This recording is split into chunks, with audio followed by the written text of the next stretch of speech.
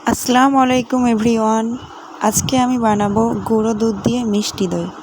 দই বানানোর জন্য প্রথমে আমি একটা পাত্রে উষ্ণ গরম পানি নিয়ে নিয়েছি 1 মগ। এরপর আমি গুঁড়ো দুধগুলো অ্যাড করব। এখানে আমি 5 টাকা প্যাকেট গুঁড়ো দুধ নিয়ে নিয়েছি, যেগুলো এখন 6 টাকা প্যাকেট দাম হয়ে গিয়েছে। তো 8 প্যাকেট গুঁড়ো দুধ নিয়ে নিয়েছি।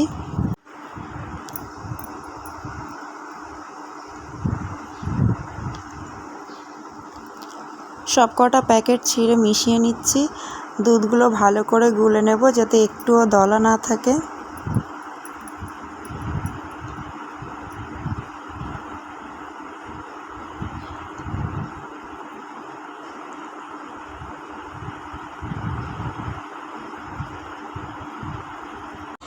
এবার আমি গ্যাস ধরিয়ে নিয়ে গ্যাসে সসপ্যান বসিয়ে দিলাম।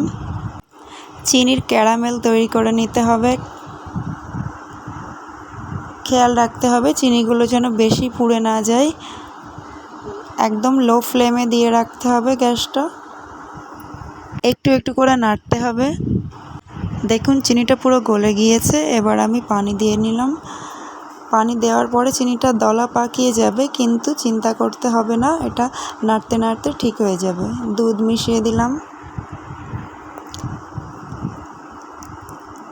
দুধ মিশিয়ে দেওয়ার পরে এইভাবে হালকা হালকা করে নাড়তে হবে একভাবে। এখানে আমি 100 টক দই নিয়ে নিয়েছি। টক দইটা আগে থেকেই ছাঁকনির উপরে ঢেলে রেখেছিলাম যাতে পানিটা ছেড়ে যায়। এবার টক দইটা ভালো করে ফাটিয়ে নেব, একটুও যেন দলা দলা না থাকে। এদিকে আমার দুধটাও গরম করা প্রায় হয়ে গেল, ঘন গাঢ় হয়ে আসছে। দুধটা নামিয়ে নিয়েছি। এবার একটু ঠান্ডা করে নিতে হবে।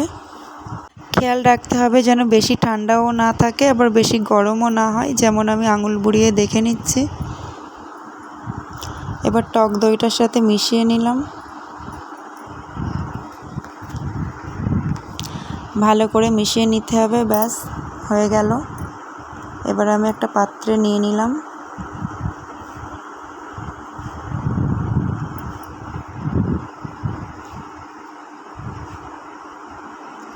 একটা জড়ি দিয়ে নিতে হবে মুখে।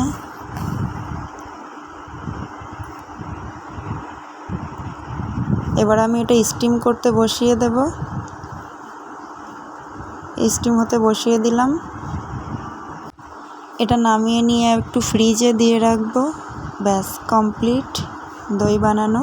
ফ্রিজ থেকে আমি বার করে নিলাম। দেখুন একদম পারফেক্ট দই হয়েছে। কেমন উপরে একটুও পানি নেই। খেতেও অসম্ভব সুস্বাদু হয়েছে। একদম দোকানের মতো দই বাড়িতেই বানিয়ে ফেলুন। অনেক টাকা দিয়ে দোকান থেকে কেনার কোনো দরকার নেই। সবাই একবার হলেও ট্রাই করে দেখবেন এটা। আমার তো সত্যিই খুব ভালো লাগছে। এত পারফেক্ট হবে আমি ভাবতে পারিনি। দেখুন কত লোভনীয় দেখতে হয়েছে। ভিডিওটি ভালো লাগলে লাইক করবেন, একটা কমেন্ট করবেন এবং চ্যানেলটিকে সাবস্ক্রাইব করে রাখবেন। টাটা, বাই বাই, আল্লাহ হাফেজ।